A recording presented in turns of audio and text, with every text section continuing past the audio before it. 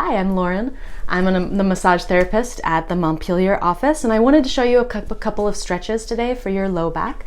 So we're going to begin with part one. So you're going to come all the way down onto your back and just make sure you have a rug, a blanket, a yoga mat, or something to protect your spine and all the bony protrusions of your back. Coming all the way down. And the first thing you're going to do is draw your knees all the way in towards your chest. So lots of options here.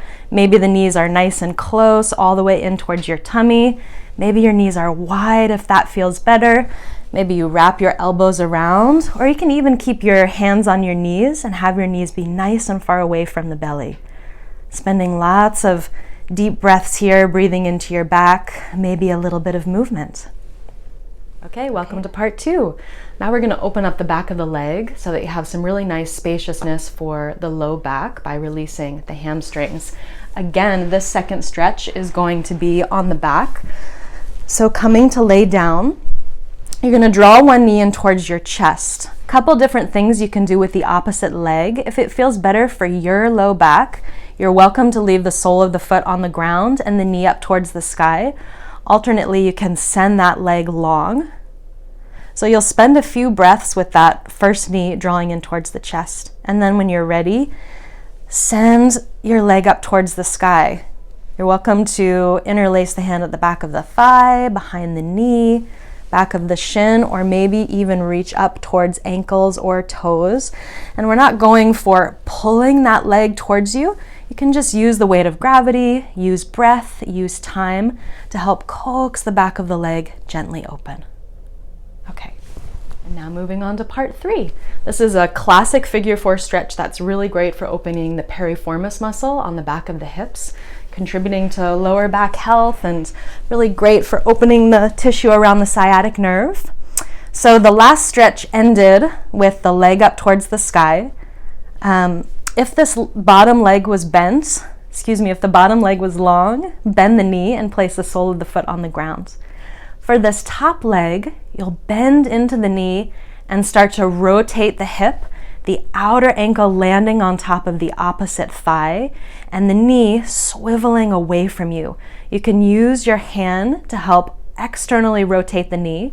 Make sure to flex your ankle joint to help stabilize the ankle joint, the knee joint. We really want the hip joint and the muscles in the hip to be targeted here. So if this feels like a stretch for you, you can stay right here. This is just a nice, gentle way to open the hip. Or you can also start drawing this whole package of the legs towards you. You can simply hold on to the thighs. You can interlace your hands behind the back of the opposite thigh, or even in front of the shin. This is a great place to find a little bit of movement to help kind of get all the muscle fibers surrounding the hip joint. You can rock and roll a little bit on your spine, but make sure to keep breathing into your rib cage so you don't have a huge arch in the upper back.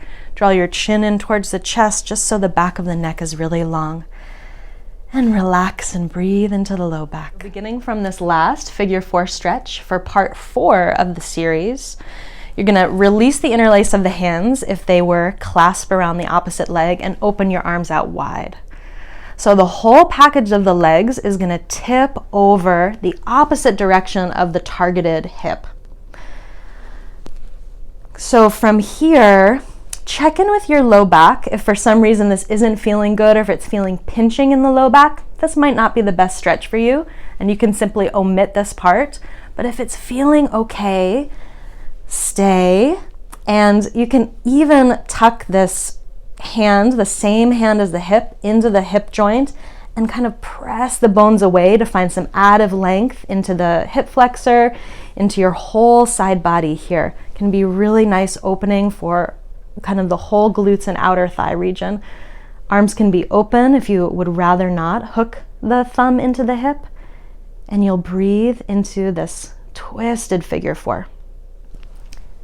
Coming up when you're ready. Okay, so now for part five of this series, you're going to come back into this simple figure four stance with the sole of the left foot, we'll say, on the ground.